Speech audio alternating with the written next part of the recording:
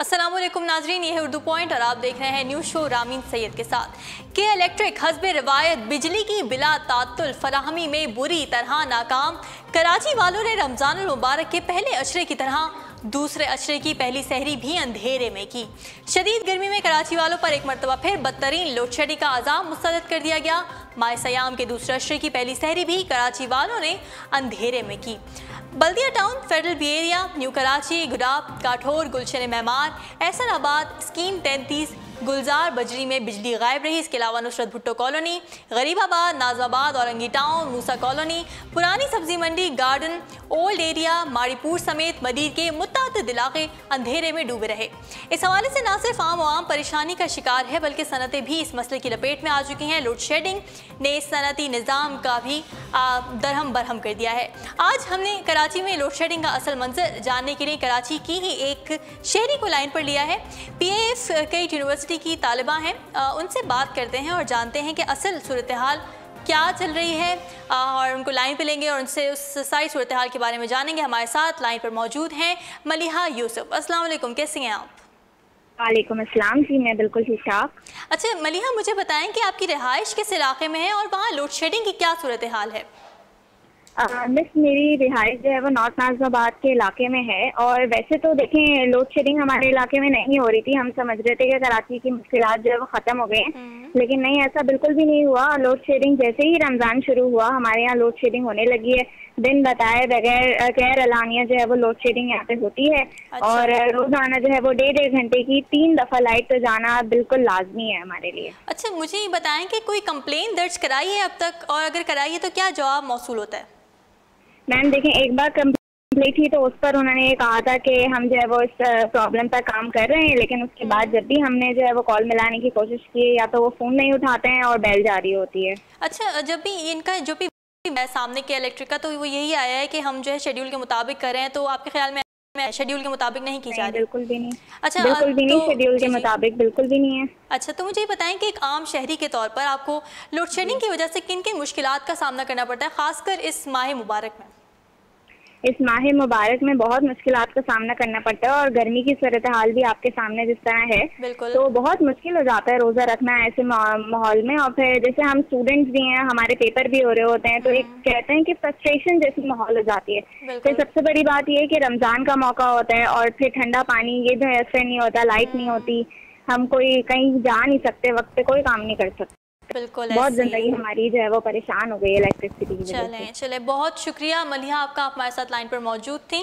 नाजरीन, उनका कहना ये था, आवाम का कहना ये कि इलेक्ट्रिक की कारकर्दगी सिफर है, बिजली आती नहीं है। हुकूमत फौरी बुनियादों पर इस मसले को हल करके आवाम को रिलीफ फराहम करे। शहरियों का कहना यह है कि इलेक्ट्रिक का अमला दादरसी के लिए भी तैयार नहीं, फ़ोन तक नहीं उठाया जा रहा और इन अंधेरों के बावजूद के इलेक्ट्रिक का यही असरार है कि बिजली की फराहमी बिला तातुल जारी है, कहीं भी एलानिया या गैर एलानिया लोड शेडिंग नहीं की जा रही। और के इलेक्ट्रिक ने दावा किया है कि कराची में बिजली की फराहमी मामूल के मुताबिक है, जो कि नहीं है, जैसा कि अभी मलिहा ने भी आपको बताया। जी, बढ़ते अगली खबर की जानिब। शहर क़ायद के नौजवानों ने अमेरिकन चॉपर नामी मोटरसाइकिल को एक दरमियाने दर्जे के गैराज में तैयार करके देखने वालों की अकल को दंग कर दिया। कराची के नौजवान राशिद हुसैन ने अमेरिकन चॉपर नामी इस बाइक को खुद डिज़ाइन करके कराची के एक मकाम शॉप से तैयार कराया है। राशिद हुसैन के मुताबिक उन्होंने इस मोटरसाइकिल को मुकम्मल तौर पर डिज़ाइन किया और बुरहानुद्दीन नामी मैकेनिक ने उसे अपनी वर्कशॉप कस्टम क्राफ्ट चॉपर में तैयार किया है। उनका कहना यह था कि इस मोटरसाइकिल को डिज़ाइन से तकमील तक 2 साल से ज़ायद का अरसा लगता है और इसके लिए उन्होंने इंजन, चीज़ेस और व्हील रिमों के अलावा कोई भी चीज़ खरीदी नहीं है, बल्कि उसे मुकम्मल तौर पर वर्कशॉप में तैयार किया है। मोटरसाइकिल तैयार करने वाली मैकेनिक बुरहानुद्दीन के मुताबिक ये Hussain American chopper Honda 175 CC के चीज़ेस पर तैयार की गई है और इस सिलसिले में तमाम तर ऑल्ट्रेशन खुद से की गई है। राशिद हुसैन ने खुसूसी गुफ्तगू करते हुए ये भी बताया कि इस मोटर साइकिल की तकमील एक लंबी कहानी है, ये उनका बचपन का ख्वाब था और शायद ज़िंदगी की वाहिद और आखिरी ख्वाहिश भी यही थी। उन्होंने ये भी कहा कि इस पर बाइक की तैयारी में 2 साल 4 माह का अरसा लगा और अल्लाह की मदद शामिल हाल रही, जिसके सबब बिलाखिर उनका ये ख्वाब तकमील को पहुंचा।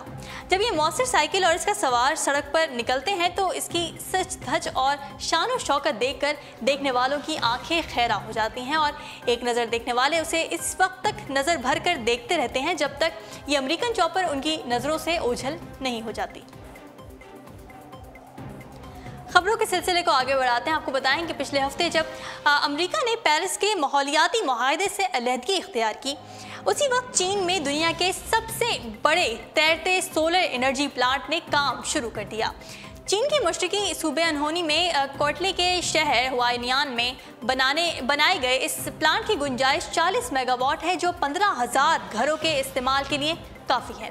अगरचे चीन में आलूदगी और फिजा में स्मोक बहुत ज़्यादा है और इसके बावजूद वहाँ पर साफ और काबिल तजदीद तवानाई के हुसूल के लिए भारी सरमायाकारी की जा रही है। पिछले कुछ सालों में चीनी कंपनियों ने बागबानी, आबी और शमसी तवानाई के कई मंसूबे शुरू किए हैं। तैरते सोलर प्लांट से अंदाज़ा होता है कि चीन माहौल को साफ रखने के हवाले से कितना संजीदा है।